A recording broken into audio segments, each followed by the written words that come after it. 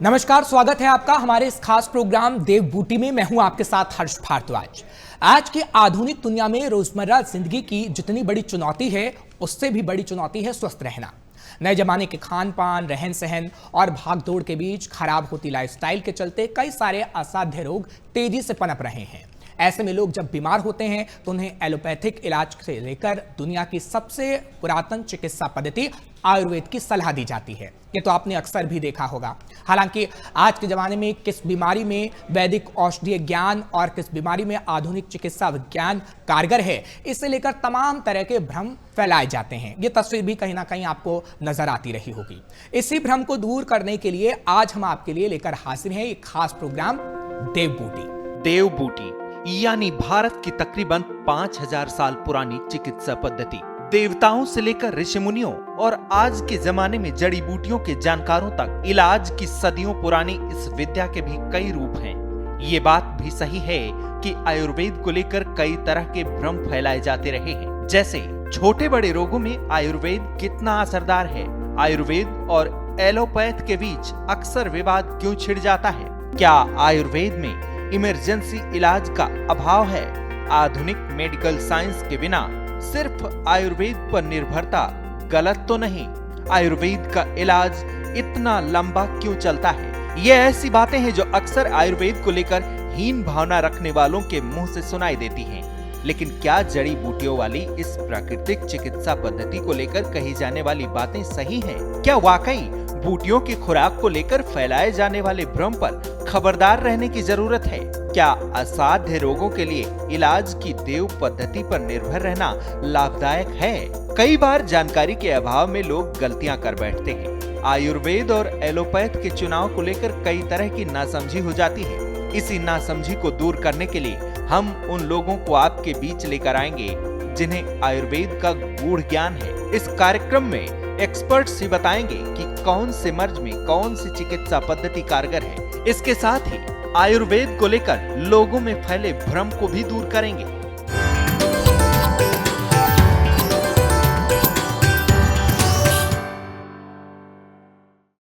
तो आयुर्वेद के बारे में कई बार आधुनिक मेडिकल साइंस की तरफ से ये भी कहा जा चुका है कि भारत की इस सबसे पुरानी चिकित्सा पद्धति पर अभी ज्यादा रिसर्च करने की जरूरत है। इसका मतलब है कि एलोपैथ का भी मानना है कि आयुर्वेद में सभी चिकित्सीय गुण मौजूद हैं। ऐसे में आयुर्वेद की जानकारी रखने वाले क्या मानते हैं और आयुर्वेद पर फैलाए जाने वाले तमाम तरह के भ्रम लोगों में कैसे दूर किया जा सकता है, इसी विषय पर आज हम अपने एक्सपर्ट के साथ चर्चा करने जा रहे हैं। तीन खास मेहमान इस वक्त जुड़े हुए हैं मेरे साथ, उनका स्वागत कर लेते हैं फटाफट से। डॉक्टर अनुराग विजयवर्गीय हैं, एमडी आयुर्वेद से, सर आपका बहुत बहुत स्वागत है। डॉक्टर अमित कुमार शर्मा जी हैं, आयुर्वेदाचार्य हैं, आपका बहुत बहुत स्वागत है अमित जी। डॉक्टर जतिन कुमार शर्मा जी इस वक्त मेरे साथ जुड़े हुए हैं, आयुर्वेदाचार्य हैं, जतिन जी आपका भी बहुत बहुत स्वागत है। सबसे पहले डॉक्टर अमित जी, मैं आप ही के पास आ रहा हूं क्योंकि ये सवाल काफ़ी अहम रखता है जब हम ये प्रोग्राम लेकर आए हैं, क्योंकि आज के ज़माने में जिस तरीके से हम देख रहे हैं कि देव बूटी को समझने की ज़रूरत है, एक अच्छे आयुर्वेद जानकार की हैसियत से इसे कैसे प्रेजेंट किया जाएगा? सर, आयुर्वेद एक बहुत प्राचीन चिकित्सा पद्धति है और इसको जन जन तक पहुंचाने के लिए अभी बहुत सी अवेयरनेस होना बाकी है। तो इसके लिए सबसे पहली प्राथमिकता तो ये होनी चाहिए कि जो जड़ी बूटियां हम लोगों को अभी तक जो प्राप्त हो रही हैं, तो वो जड़ी बूटियां की उनकी जो गुणवत्ता है वो एकदम अच्छी होनी चाहिए, तभी वो इफेक्टिव होंगी। तो आज के जो पॉलिटेड सारी चीजें हो चुकी हैं, तो सबसे मेन जो इसका जो प्रिंसिपल है कि जड़ी बूटियां जितनी भी उनकी गुणवत्ता अच्छी रहेगी, तो उसमें जो ट्रीटमेंट का जो तरीका है और जो ट्रीटमेंट है वो उतना ही ज्यादा उच्च गुणवत्तापूर्ण रहेगा। ठीक है, लेकिन अगर इससे गुणवत्ता की बात की जाती है तो कई सवाल भी होते हैं, क्योंकि हम देखते हैं कि कई सारी ऐसी चीज़ें मार्केट में भी उपलब्ध हैं। अब इसकी गुणवत्ता की पहचान कैसे की जाए, ये भी एक सवाल है। सर, गुणवत्ता की पहचान के लिए कि जो उच्च हिमालयी क्षेत्र से जो जड़ी बूटियां आ रही हैं और जो जड़ी बूटियां जो आजकल आपने देखा होगा कि जो बंसाई वगैरह के जो जड़ी बूटियां लाके रख लेते हैं, अब वो बहुत ज्यादा पुरानी हो जाती है, फिर उनका जो है मेडिसिन यूज के लिए लिया जाता है, तो जो इफेक्टिव रिजल्ट चाहिए होते हैं डॉक्टर्स को, तो वो नहीं मिल पाते हैं, है ना। तो उसके लिए यही मेन है कि उसमें सीलन ना हो, फफूंद ना हो, फंगल ना लगा हो, है ना। ऐसी चीजें होनी चाहिए, जड़ी बूटियां एकदम प्योर होना चाहिए। उसमें कोई अब जितना ज्यादा उसमें हर्ष में कोई अगर फंगल है, कुछ लग गया है उसमें, फफूंद वगैरह सीलन है, तो वो फिर इतना ज्यादा इफेक्टिव नहीं रहती है। तो इन सब चीजों का बहुत ध्यान रखना इसमें आयुर्वेद में बहुत जरूरी है। इस पे मैं और भी चर्चा करूंगा, लेकिन जतिन जी से भी एक सवाल ले लेते हैं फटाफट से और उनसे भी पूछते हैं। जतिन जी, अगर मैं एक सवाल और लूं, क्योंकि आज के ज़माने में हम देख रहे हैं कि आयुर्वेदिक इलाज को लेकर कई तरह के भ्रम फैलाए जाते हैं, खासकर असाध्य रोगों में इसके असर को लेकर, जैसे आयुर्वेदिक बूटियां असाध्य रोगों में कारगर है या नहीं, ये एक बड़ा सवाल है। जी, बिल्कुल। सबसे पहले तो नमस्कार। ये चीज़ जो आप बता रहे हैं ये बिल्कुल ठीक है कि मतलब असाध्यता उनकी क्रॉनिसिटी के हिसाब से कि बताया जाता है कि जो क्रॉनिक जो प्रॉब्लम्स होती हैं उसमें आयुर्वेद अच्छा काम करती है। ठीक है? हम ये नहीं कह सकते कि कोई पैथी बुरी है। सबका अपना-अपना महत्व है जीवन में। अगर किसी का एक्सीडेंट हो जाता है तो उसको हॉस्पिटल ले जाया जाता है, ना कि किसी आयुर्वेदिक केंद्र पे। ठीक है? तो हम ये नहीं कह सकते कि एलोपैथिक में या उसमें कुछ गलत है। आयुर्वेद अपनी जगह पे सही है और बिल्कुल बढ़िया है। आज से 5000 साल पुरानी ये पद्धति और हमारी चली आ रही है और इतने हज़ारों साल पहले एलोपैथी नहीं थी, सब आयुर्वेद से ही अपना इलाज कर रहे थे। इसमें क्या है कि असाध्यता और साध्यता के दोषों के अनुसार उसका वर्णन किया गया है आयुर्वेद में। 3 दोषस है तो असाध्य हो जाता है, संधिपादच है या एक दोषज है, उसके हिसाब से उसका साध्यता और साध्यता का वर्णन किया गया है। हमें चाहिए कि हमें उस चीज को अच्छे से समझें ताकि उसका अच्छे से इलाज कराया जा सके। अब ये जागरूकता लोगों के बीच में आ रही है कि हमें आयुर्वेद की तरफ जाना है, ना कि हमें एलोपैथी की तरफ जाना है। बहुत सारे जो पेशेंट्स मेरे पास आते हैं तो वो एलोपैथिक खाने के बाद मेरे पास आते हैं क्रॉनिक प्रॉब्लम्स के लिए, जैसे जोड़ों का दर्द हो गया या किसी को पाइल्स या भगंदर वगैरह की परेशानी हो गई है। तो उसमें आयुर्वेद, मुझे लगता है कि आयुर्वेद सबसे अच्छा तरीका है उन बीमारियों को ठीक करने का जो बहुत उनको क्रॉनिक हो चुकी हैं। और हमें इस चीज़ में रिसर्च करने की बिल्कुल ज़रूरत है, इसमें कोई दो राय नहीं है। रिसर्च ज़रूरी है ताकि हम उस एक प्रोडक्ट में, उस एक इंग्रेडिएंट में हम जो मेन चीज़ है उसको निकाल सकें। जैसे एक हल्दी में एक करक्यूमिन होता है, उसका फाइटोकेमिकल होता है, तो करक्यूमिन का अलग रोल है, अलग चीज़ों का अलग रोल है। पुरानी जो हमारी आयुर्वेद चली आ रही है उसमें हर चीज़ को मिला के बना दिया गया था। जैसे हल्दी है तो दूध के साथ हल्दी ले लें, सबको पता है कि चोट में और सब में अच्छा काम करती है, लेकिन उसमें ऐसी कौन सी चीज़ है जो अच्छा काम कर रही है, हमें वो चीज़ जानने की ज़रूरत है। तो रिसर्च होनी बहुत ज़रूरी है। आयुर्वेद बहुत बड़ा स्कोप है रिसर्च के लिए और मुझे लगता है कि हम सबको आगे बढ़ के इस चीज़ में अपने योगदान देने की ज़रूरत है। आपने हल्दी की बात की, हल्दी दूध अमूमन हम देखते हैं कि दादी नानी हमें बताया करती थी कि किस तरीके से इससे आराम मिलता है, अगर चोट लग जाए तो ऐसे हो जाए। आपने देखा कि कोविड का दौर रहा और उस वक्त भी कई लोगों ने इसको अपनाया है, लेकिन इसमें फ़र्क कैसे किया जाए? क्योंकि हम देखते हैं कि अगर आप एलोपैथी की कुछ चीज़ें ले रहे हैं तो आप उन चीज़ों को पढ़ते हैं, आयुर्वेद की अगर कुछ चीज़ें ले रहे हैं तो उन चीज़ों को पढ़ते हैं, लेकिन डिफरेंस करना थोड़ा सा मुश्किल हो जाता है। हाँ, इस पद्धति के बारे में हमें पता है कि यह पद्धति हमारी संस्कृति में है, दादी नानी हमें ये बताया करती थी, लेकिन डिफरेंस आखिर कैसे? देखिए, आजकल का जो टाइम है वो क्या हो गया है कि जॉब ओरिएंटेड हो चुका है। हर किसी को जॉब में है, ये सब चीज़ें हैं। तो सब में ये जो धारणा बनी हुई है कि आयुर्वेद धीरे काम करती है, ये चीज़ करती है। तो धीरे काम करना ये नहीं है कि मतलब बहुत टाइम ले रही है उस चीज़ में। मुझे लगता है कि दवाइयाँ इस तरीके की भी हैं आयुर्वेद में जो बहुत जल्दी इफ़ेक्ट करती हैं। ठीक है? और रही बात इसमें कि दोष बेस्ड बीमारियाँ होती हैं आयुर्वेद में के हिसाब से जो भी बीमारियाँ बताई गई हैं वो दोषज बताई गई हैं। उसमें ना कोई इन्फेक्शन का बताया ज़िक्र है, ना कुछ और ज़िक्र है। तो जो दोषज बीमारियाँ हैं उसमें दोष के अनुसार चिकित्सा करनी ज़रूरी है, तभी वो ठीक हो पाएगी। और रहा बात आपने डिफरेंस की कि एलोपैथी है, तो डिफरेंस मुझे लगता है कि एक सिम्प्टोमेटिक मैनेजमेंट हमें देखने को मिलता है इसमें एलोपैथी में एक सिम्प्टोमेटिक मैनेजमेंट हमें देखने को मिलता है कि अगर कोई पेशेंट बुखार है, सबको पता है पैरासीटामोल लेनी है, ठीक है, लेकिन उसी का ही अगर हम देखा जाए तो बुखार का इतना सब कुछ हमें डिफरेंट टाइप्स के फीवर हमें मिलने पड़ते हैं। ज्वर जो पता होता है आयुर्वेद में, उसमें कई प्रकार के ज्वर हमें बताए गए हैं, तो वो दोषज हैं। उनके अकॉर्डिंग अगर हम चिकित्सा करी जाए तो बिल्कुल वो ठीक होगा। ऐसा नहीं है कि वो बहुत ज़्यादा टाइम लेगा। तो ये चीज़ कह देना कि हमें वो चीज़ करनी है, क्योंकि आजकल लोगों को जागरूकता इतनी ज़्यादा नहीं हुई है अभी आयुर्वेद के बारे में, तो उनको लगता है कि हम आयुर्वेद लेंगे तो हमें बहुत ज़्यादा टाइम लगेगा ठीक होने के लिए, तो बुखार के लिए सीधा पैरासिटामोल ले लेते हैं। बिल्कुल। तो हमें वो चीज़ देखने की ज़रूरत है ताकि मतलब वो चीज़ें सिर्फ़ दबे ना, वो पूरी तरीके से जड़ से खत्म हो।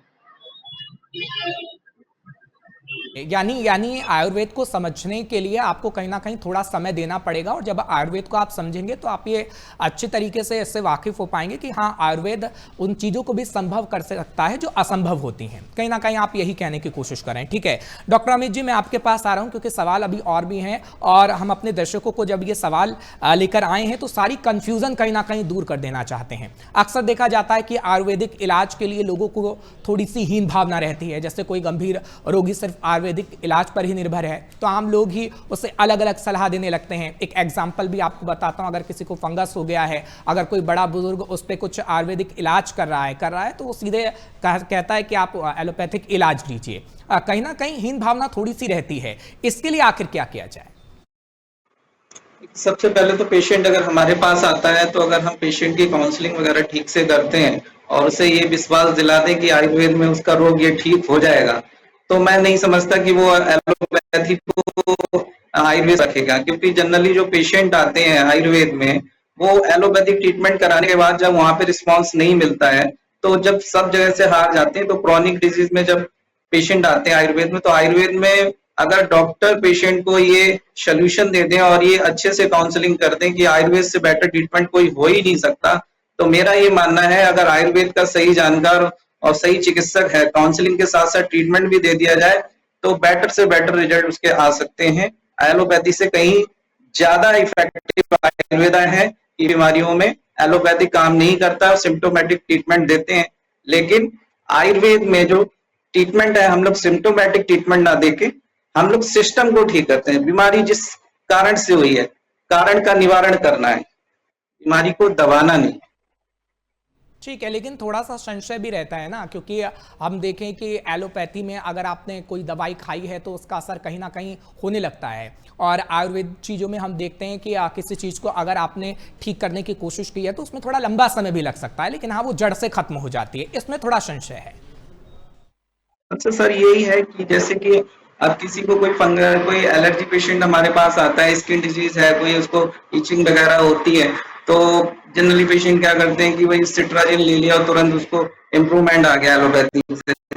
लेकिन उसमें पेशेंट अगर 2-3 महीने रेगुलर लेता रहता है और देखता है कि सिर्फ इम्प्रूवमेंट आ रहा है, जब तक उसका असर रहता है तब तक ठीक है, उसके बाद फिर वैसे ही आ जाता है। तो फिर जब पेशेंट आयुर्वेद में आता है और हम उसको 2-3 महीने ट्रीटमेंट के लिए एडवाइस करते हैं कि 3 मंथ आपको ट्रीटमेंट लेना है, तो उसमें हम 2-3 महीने, जब 1 महीने की प्रॉपर मेडिसिन फर्स्ट मंथ में देते हैं, और जब उसको इम्प्रूवमेंट आता है कि मुझे काफी इम्प्रूवमेंट है, तो 3 महीने का कोर्स करना उसके लिए कोई बड़ी बात नहीं, क्योंकि सालों से वो प्रॉब्लम उस चीज को फेस कर रहा होता है।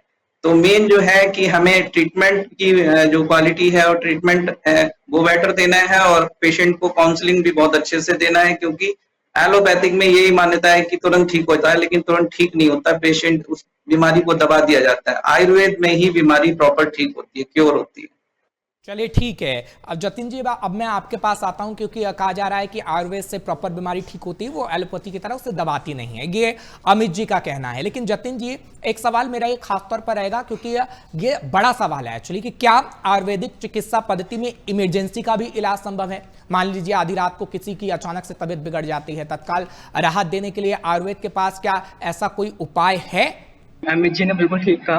ये symptomatic management, allopathy symptomatic management करती है, अंदर से बीमारी ठीक नहीं करती। और दूसरा जो आप बता रहे हैं इमरजेंसी के लिए, तो मैंने अभी इस बारे में पहले बताया था कि हमें आयुर्वेद में रिसर्च की ज़रूरत है। हमें इस तरीके की इंजेक्शंस और टैबलेट्स हमें बनाने की ज़रूरत है कि पेशेंट को कहीं और जाने की ज़रूरत ही ना पड़े। पेन हुआ है तो पेशेंट सबसे पहले सबको पता है डाइक्लोफेनेक ले लेता है, लेकिन हमें इस चीज़ में और बहुत रिसर्च करने की ज़रूरत है। मुझे लगता है कि ट्रेमाडोल एक इंजेक्शन होता है, मतलब ट्रेमाडोल का इंजेक्शन लगाया जाता है एलोपैथी में, जो ओपियम बेस्ड है। ओपियम एक हर्ब भी है, अगर आयुर्वेद में इस तरीके की रिसर्च हो कि हम भी उस चीज को कर सकें, आगे ला सकें, तो मुझे नहीं लगता कि हमें दूसरी पैथी में जाने की जरूरत है। और रही बात क्रॉनिसिटी की, तो क्रॉनिक डिजीजेस में तो आयुर्वेद के अलावा मुझे नहीं लगता कि कुछ और ऐसा है जो ठीक कर सके, क्योंकि दोषज बीमारियां होती हैं क्रॉनिसिटी में, चाहे वो फंगल भी हो या कुछ और भी डिजीजेस हो, आयुर्वेद में इलाज है।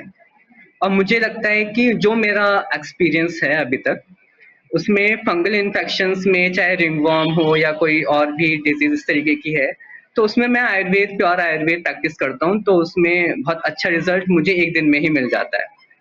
ठीक है, मुझे उसमें कीटाकोनाजोल या लुलिकोनाजोल देने की जरूरत नहीं पड़ती पेशेंट। ठीक है, लेकिन जतिन जी एक सवाल मैं आपसे और लूंगा, क्योंकि हम देखते हैं अक्सर यूथ को कहीं ना कहीं इससे प्रॉब्लम्स होती है, और आप तो एक यूथ हैं, यूथ को आकर विश्वास कैसे दिलाया जाए? हम देखते हैं कि अक्सर हमारी दादी नानी या मम्मी पापा ये मान जाते हैं कि चलिए आयुर्वेद में इलाज है, और वो चीज़ें करते भी हैं पीढ़ियों को देख के पिछली, लेकिन यूथ अक्सर इस पर विश्वास नहीं कर पाता है, उसके लिए क्या किया जाए? मुझे लगता है कि आजकल यूथ सबसे ज्यादा आगे बढ़ के इस चीज में पार्टिसिपेट कर रहा है, क्योंकि लोग जागरूक हो रहे हैं, क्योंकि आजकल सोशल नेटवर्किंग इतनी स्ट्रांग हो चुकी है कि लोगों को पता चल रहा है कि आयुर्वेद से क्या हो रहा है। खासतौर पे कोरोना के बाद हमने ये चीज देखने को मिली है, जिस तरीके से लोगों ने घर पे काढ़ा पी पी के अपने आप को ठीक करा है, तो मुझे नहीं लगता कि इस चीज में किसी को कोई संशय है। हाँ, मैं ये कह सकता हूँ कि लोगों को ये जानकारी जरूर है कि आयुर्वेद ठीक करती है लेकिन देती है, लेकिन उनको ये कहना कि आयुर्वेद ठीक नहीं करती, मुझे नहीं लगता कि ये चीज सही होगी, क्योंकि लोगों को आजकल के टाइम में जल्दी ठीक होना है, तो वो सिर्फ ये सोच लेते हैं कि यार हम जॉब पे जाते, जॉब करनी है, आयुर्वेद तो टाइम लेगी, इससे तो बेटर है कि एक हमें जुकाम हो रहा है तो एक सिट्राजिन ले लो, एक चेस्ट एंड कोल्ड की टैबलेट खा लो, इस तरीके से उनका रहता है। तो ये दोनों चीजों में अलग परसेप्शन बना हुआ है। तो जिनको क्रॉनिक प्रॉब्लम है उनको ये चीज भी पता है कि एलोपैथी ठीक नहीं होगी, हमें तो आयुर्वेद से ही ठीक होना है। आजकल जो यूथ है वो उन सबको पता है कि आयुर्वेद और एलोपैथी में किस तरीके से डिफरेंस करना चाहिए। तो जो भी क्रॉनिक प्रॉब्लम वाला है उसको पता है कि हमें एलोपैथी से ठीक नहीं होंगे, हम आयुर्वेद में ही जाना है। तो इस माइंडसेट के साथ आते हैं हमारे पास कि हमें आयुर्वेद से ही ठीक होना है, हमें एलोपैथी में नहीं जाना। लेकिन मैंने बोला कि जैसे लोग आजकल जो है वो जॉब ओरिएंटेड हो चुके हैं, लोग सबको जल्दी टाइम सेविंग करनी है कि हमें और ज्यादा दवाई ना खाने पड़े, तो फीवर में या किसी को खांसी जुकाम होता है तो फिर वो टैबलेट खा लेते हैं, पैरासीटामोल या चेस्ट एंड कोल्ड वगैरह, तो उनको रिलीफ हो जाता है। लेकिन वो सिर्फ टेम्परेरी रिलीफ होता है, कुछ टाइम के बाद फिर वो इसी तरीके से उनको प्रॉब्लम होने लग जाती है। तो मेरा कहना ये है कि जानकारी सबको है कि आयुर्वेद किस तरीके से काम करती है, बस उन लोगों को थोड़ा और समझाने की जरूरत है कि जिस तरीके से एलोपैथिक में जल्दी रिलीफ हो कराते हैं वो लोग, आयुर्वेद में भी ऐसी दवाई है जिससे वो ठीक हो सकते हैं जल्दी। चलिए ठीक है, ये कहीं ना कहीं यूथ में विश्वास जगे, क्योंकि ये दर्शक आपको देख रहे हैं, और जब वो ये सुनेंगे तो कहीं ना कहीं विश्वास उनमें जगेगा, क्योंकि हम देखते हैं कि जब हमने इसे देव बूटी नाम दिया है तो कई सारी ऐसी जड़ी बूटियां हैं जो कहीं ना कहीं आयुर्वेद में है, और उस पर कई लोग विश्वास भी करते हैं। अमित जी, मैं आपके पास आ रहा हूँ इस सवाल को लेकर, क्योंकि लोग अक्सर ये कहते हैं कि आयुर्वेदिक दवाएं तभी अच्छे से काम करती हैं जब इसके साथ साथ अंग्रेजी दवाएं भी चलती हैं। कई लोगों का अक्सर कहना हमने देखा है, अगर किसी से आप बातचीत कर लीजिए वो आसानी से ही कह देगा कि भैया आयुर्वेद तो तभी संभव है जब आप अंग्रेजी दवाई भी ले रहे हों। ये मेरा मानना है कि आजकल अगर ऐसा लोग कह रहे हैं तो वो उचित नहीं है, क्योंकि एलोपैथी के ट्रीटमेंट जो है ज्यादा प्राचीन नहीं है। आयुर्वेद बहुत प्राचीन चिकित्सा पद्धति है, और भारतवर्ष में क्या दुनिया में भी आयुर्वेद को मानने वाले और चिकित्सा कराने वाले लोग आज भी हैं और पहले भी थे, और आयुर्वेद से पुरानी बीमारियां ठीक होती थी। इसके प्रमाण हमारे वेदों में भी हैं, ग्रंथों में भी है। लक्ष्मण जी जब मूर्छित हुए थे तो उन्हें संजीवनी बूटी जो है द्वारा उनका मूर्छा को दूर किया गया था, है ना, तो जो मरणासन अवस्था में थे। तो ऐसा कहना तो गलत होगा कि एलोपैथी के बगैर आयुर्वेद काम नहीं करता है ना? आयुर्वेद एक बहुत प्राचीन चिकित्सा है, और अगर इसे सही से फॉलो किया जाए, पेशेंट की बीमारी को, दोष को, वात पित्त कफ को देखते हुए, है ना, ऋतुचर्या दिनचर्या का पालन करवा दिया जाए, तो मैं नहीं समझता कि इसमें जो है एलोपैथी के साथ ही आयुर्वेद को देना है। हमने बहुत से पेशेंट ठीक किए हुए हैं इसमें ओनली आयुर्वेद से ही। अभी पिछले दिनों हमारे पास क्रिएटिनाइन बड़े हुए हैं, क्रिएटिनाइन कुछ बढ़ गया था पेशेंट का, तो 3 मंथ हमने ट्रीटमेंट दिया और उसमें सिंगल मेडिसिन भी हमने एलोपैथिक नहीं दिया। तो उसमें अभी जो रिपोर्ट रिसेंटली कल ही मेरे पास आई है उनकी टीएफटी वगैरह की, तो एकदम क्रिएटिनाइन लेवल नॉर्मल हो गया है।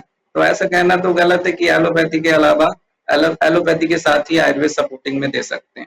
आप आयुर्वेदाचार्य हैं। अब मैं बात करता हूं आज की जनरेशन की।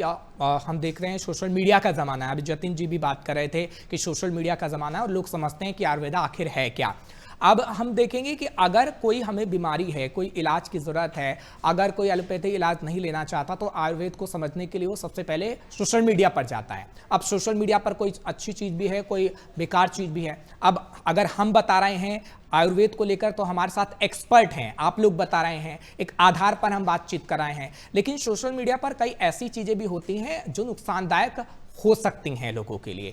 उन चीज़ों के लिए आखिर आप क्या मैसेज देना चाहेंगे? सोशल मीडिया पे तो देखो, इस मीडिया पे हर चीजें हैं। आप कोई भी अगर उसे फॉलो करता है बिगर डॉक्टर की एडवाइस के, है ना, तो मेरा यही कहना है कि अगर आपको आयुर्वेद को अच्छे से फॉलो करना है और आयुर्वेद के बेटर रिजल्ट चाहिए आपको और बीमारियों को जड़ से ठीक करना है, तो आपको आयुर्वेदिक चिकित्सक के पास जाना है।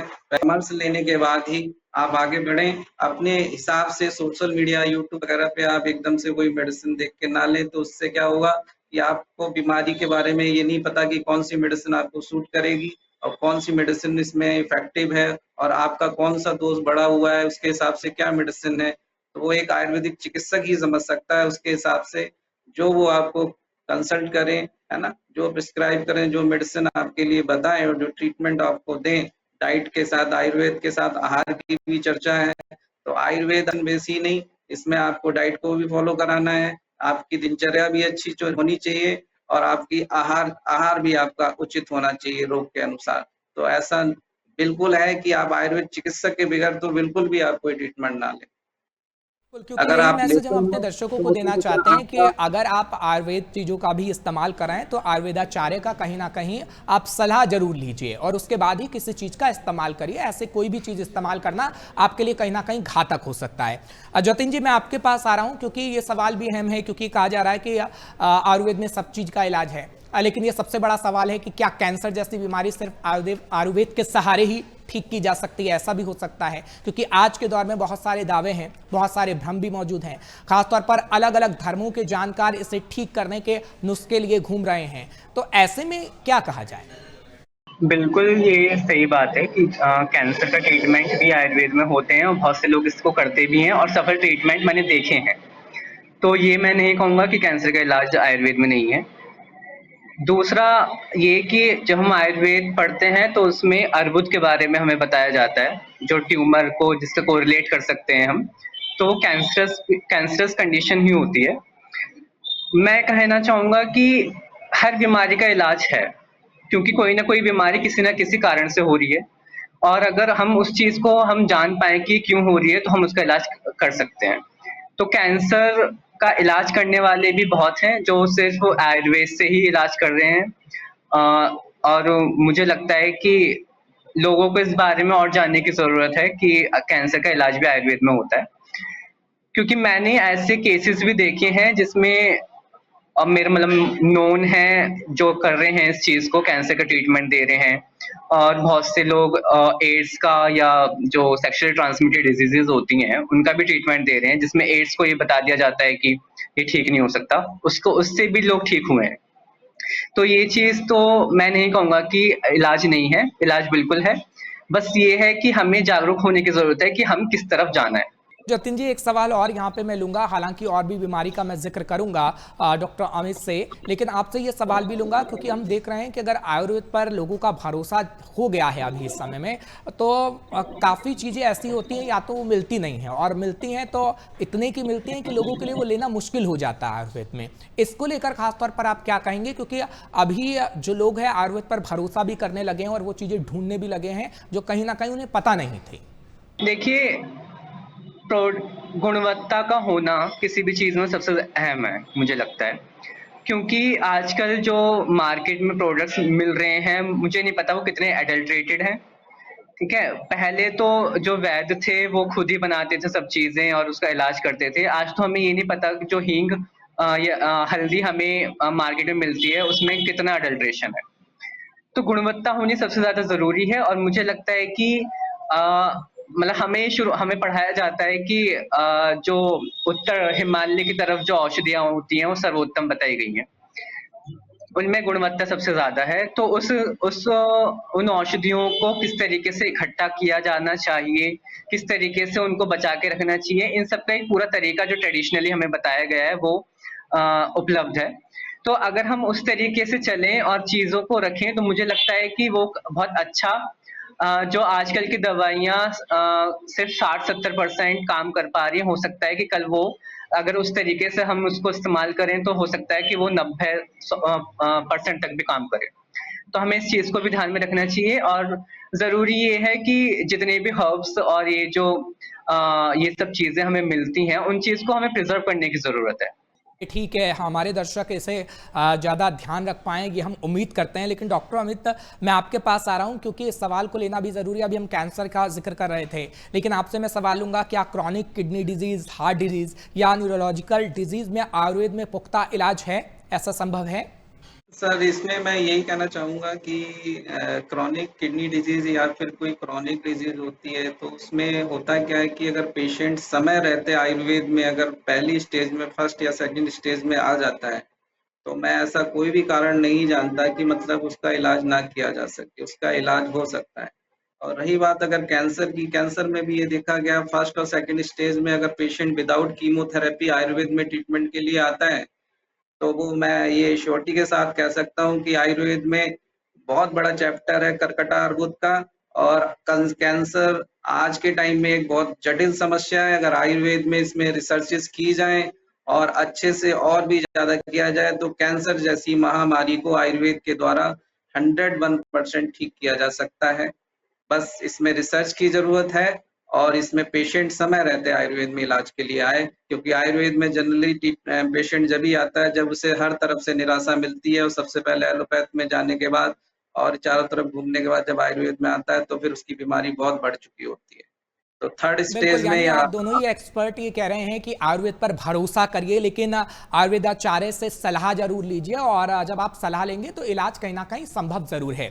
आप दोनों का बहुत बहुत शुक्रिया। डॉक्टर अमित कुमार जी, आपका बहुत बहुत शुक्रिया, आपने समय निकाला हमारे लिए। डॉक्टर जतिन, आपका भी बहुत बहुत शुक्रिया, आपने समय निकाला और हमें बताया कि किस तरीके से आयुर्वेद जरूरी है आपको कहीं ना कहीं ठीक करने के लिए। तो उम्मीद है कि हमारे एक्सपर्ट की तरफ से आयुर्वेदिक इलाज को लेकर दी जा रही जानकारियों में आपके सवालों का जवाब जरूर मिल गया होगा।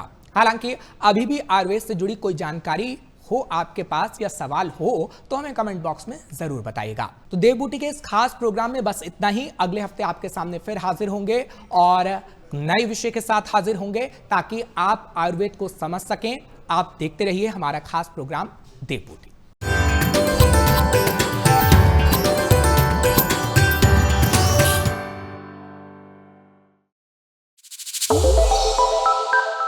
श्रेष्ठ उत्तराखंड पर खबरों से जुड़े रहने के लिए चैनल को सब्सक्राइब और लाइक करें, बेल आइकन दबाएं और देखते रहें श्रेष्ठ उत्तराखंड।